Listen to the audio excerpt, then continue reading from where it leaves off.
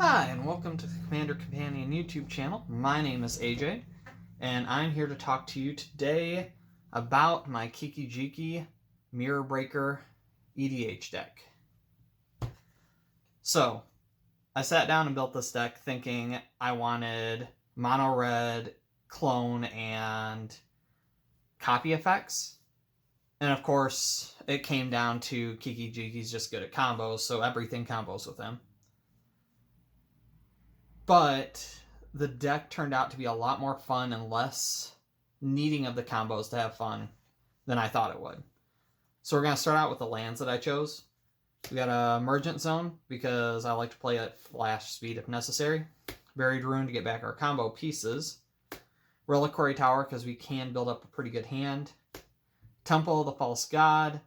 It's not the greatest land, but I don't have a bunch of Ancient Tombs to throw around.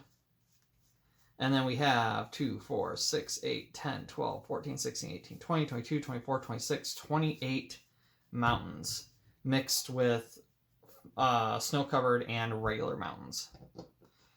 Next, we have our ramp package. Actually, ramp package, my bad. Myriad Landscape. It's just always a nice one for a monocolor deck.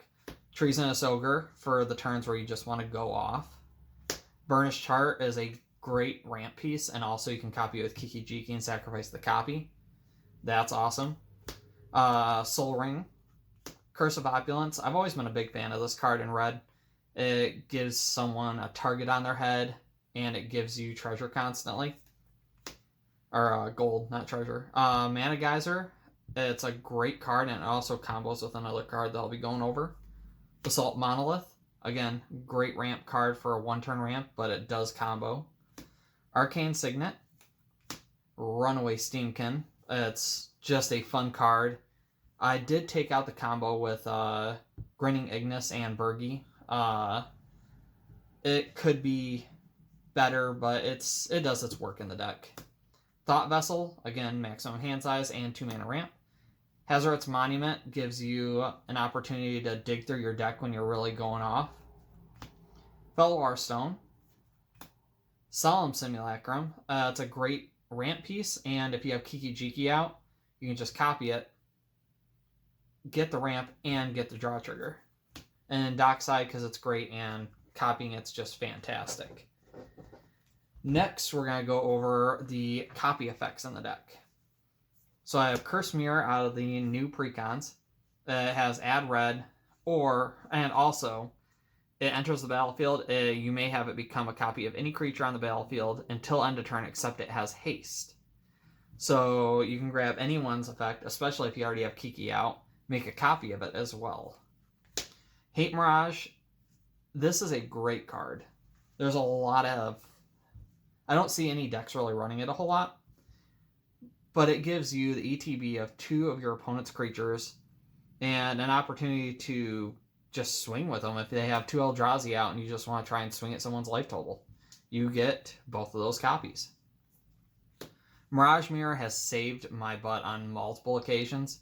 I was able to use it to copy a Survival of the Fittest on one round, where I was able to go find whatever I needed for a combo piece. It is a very underrated card, and it is amazing. Flame Rush Rider, another combo piece in the deck, but also you just get a free ETB copy that essentially what Kiki-Jiki does for you. 1,000-Year Elixir. Kiki has haste, but untapping it is a great effect, and also anything else that you need haste now has it. Reiterate is the piece that copies with Mana Geyser. So Reiterate's a great card to be able to copy any spell, so instant or sorcery, and you can buy it back, so essentially it becomes a 6-mana copy that you can reuse. But also, if you can generate enough mana to cast Reiterate, or cast Mana Geyser, cast Reiterate, buy it back, get a copy of Mana Geyser, you go infinite with infinite red mana.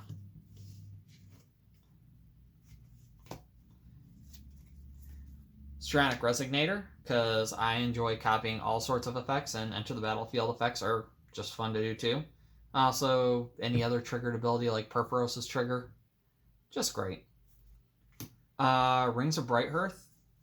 Great to be able to copy Kiki's activated ability, but also goes infinite with Basalt Monolith. So infinite colorless mana. And it's also tutorable in this deck. We have the new Battle Mage's Bracers. It gives the equipped creature haste, and whenever the equipped creature has an activated ability and it's activated, and it's not a mana ability, you may pay 1 mana. If you do, copy that ability. And it only has a 2 equip cost, so it's not bad. 5 mana total. And it's honestly fantastic. It's done its work. I've been able to copy Kiki's ability a couple times. Flame Rush Rider. Just a bunch of cards. Panharmonicon, because we have a bunch of creatures entering the battlefield. Why not duplicate the effect? And Conjurer's Closet to, again, duplicate enter the battlefield triggers.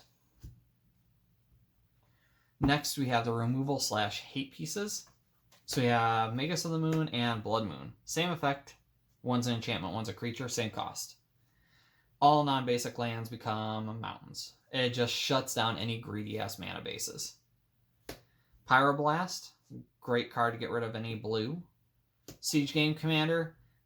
It's a token producer, but it's also removal. It's a convoluted way to do removal, because you sacrifice a goblin to deal 2 damage to target creature or player. But if you can sit there and continue to copy Kiki-Jiki, or using Kiki-Jiki, it already makes 3 goblin tokens on its own. You can sacrifice the 1 clone of Siege Game Commander that's going to die at the end of turn anyway, and you just keep the other tokens. Chaos Warp, classic red removal. Ingot Chewer. For 1, you can just evoke it if you need to get rid of something off of a board that's like a Mana Crypt or a Soul Ring right away. But also, you could just cast it and then make copies of it. Gyrod's Belligerence.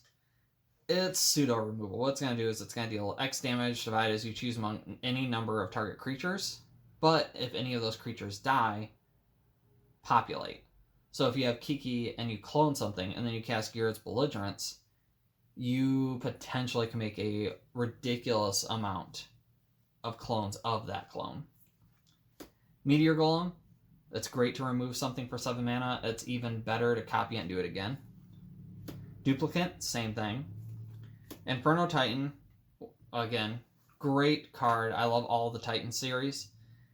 Inferno Titan just sits there and goes, okay, I'm going to enter. I'm going to deal 3 damage. I'm going to swing. I'm going to deal 3 damage. And it's a 6/6. So you make a hasty copy of Kiki, you're done 6 damage, swing with it, do 9 damage, and then hit somebody with it for another 6. Tuk Tuk Scrapper. Whenever it or another ally enters the battlefield under your control, you may destroy target artifact. If the artifact is put into a graveyard this way, it deals damage to target artifact's controller equal to the number of allies you control. So you just keep making copies of Tuk Tuk Scrapper, potentially, and you just keep dealing damage, and it's fun. Next up, we have some interesting combo cards. So we have Thornbite Staff. So anytime you have any sort of sacrifice outlet, and you can sacrifice off something, it doesn't matter what it does, you now have a way to untap Kiki, who is also a shaman, by the way. So if this is already on the battlefield and you cast Kiki, it automatically equips to him. And then as soon as a creature dies, it untaps him. So at the very least, you're getting 1 Kiki activation per turn on the table. But at best case, you're just comboing off that turn. Dual Caster Mage plus either Heat Shimmer or Twin Flame. Infinite damage. But a fun interaction is you cast Dual Caster and your Heat Shimmer gets countered. Or some effect makes it where you no longer combo off.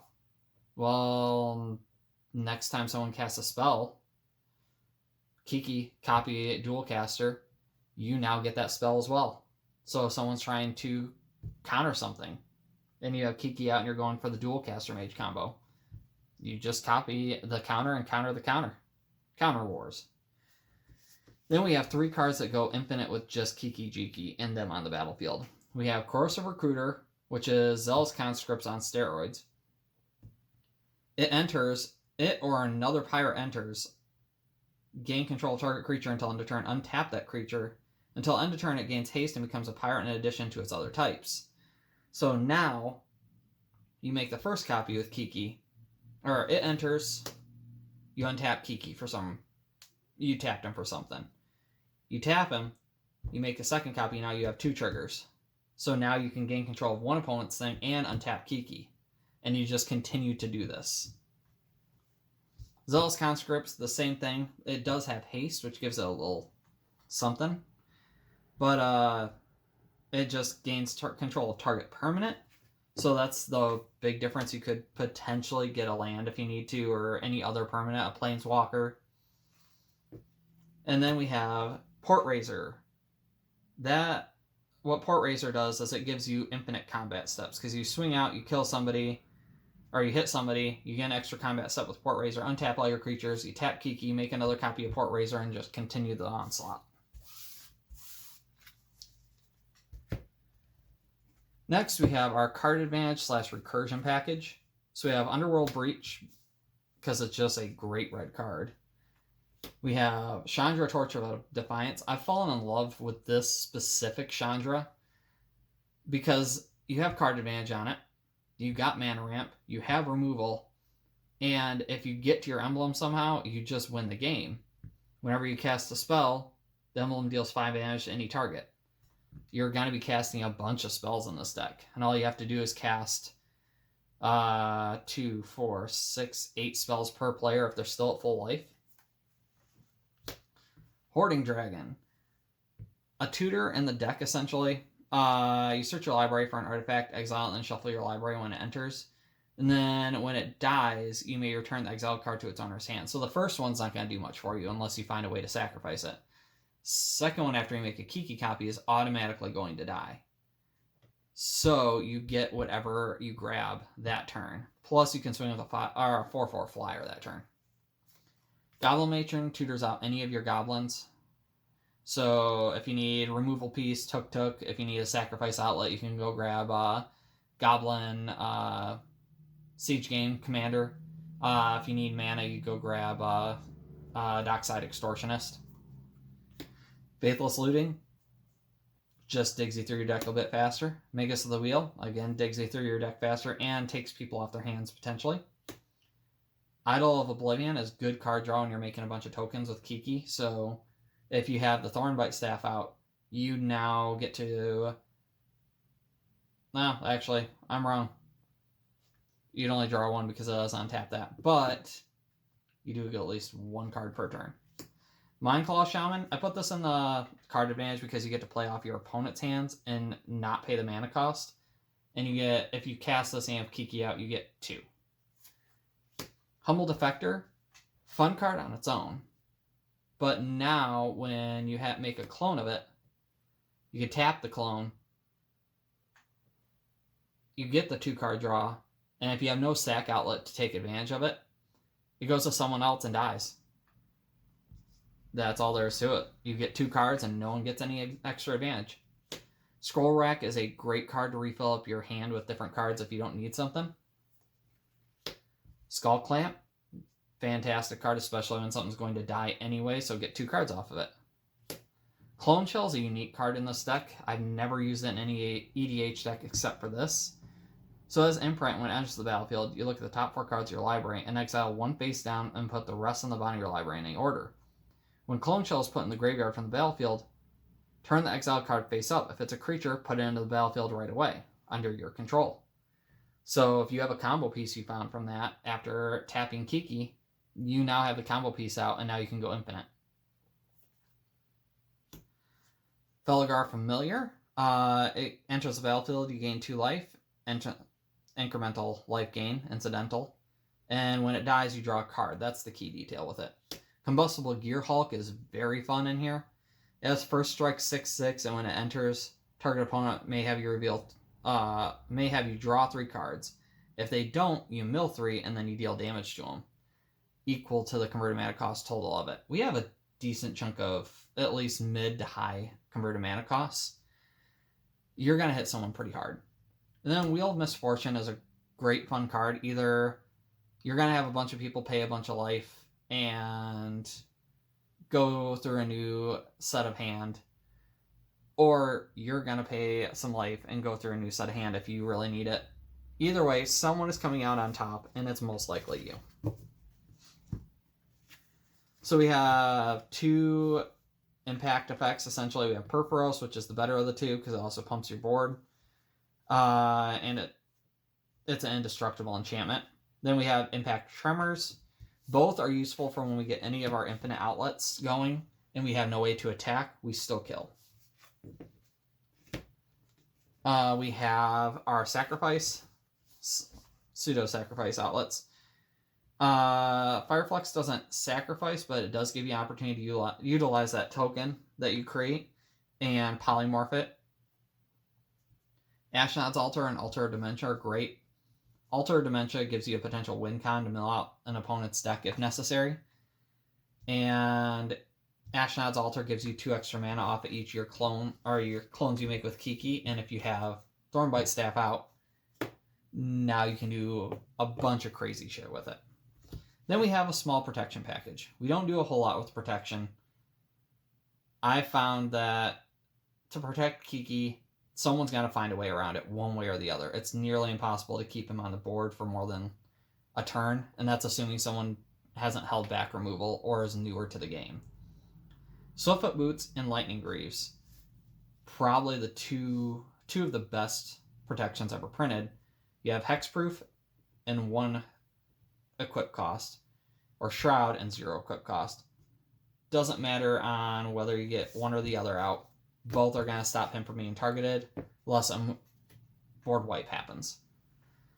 So, the main win cons of the deck, you're either going to go infinite colorless mana, dig through your deck in some way, shape, or form,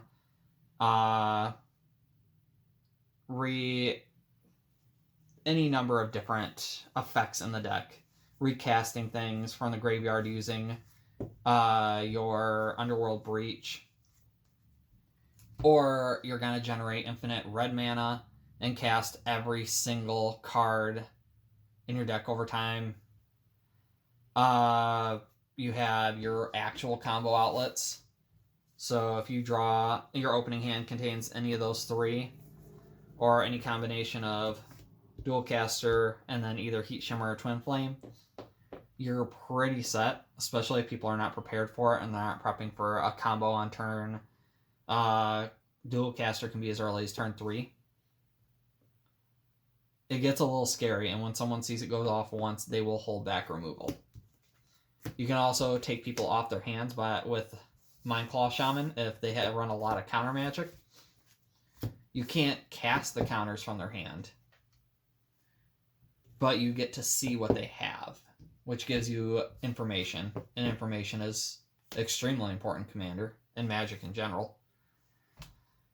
Well, thank you for sitting with me through all this, and if you have any suggestions or a deck list yourself that you enjoy with Kiki-Jiki, or you just have a deck that runs him as a combo win in the deck, post it up in the comments below. I'd love to hear all about any of them. And if you haven't already, please like the video, subscribe, and join us next week when we have the Prismatic Bridge Big Stompy that I'm going to be putting up. Thank you, and have a great night.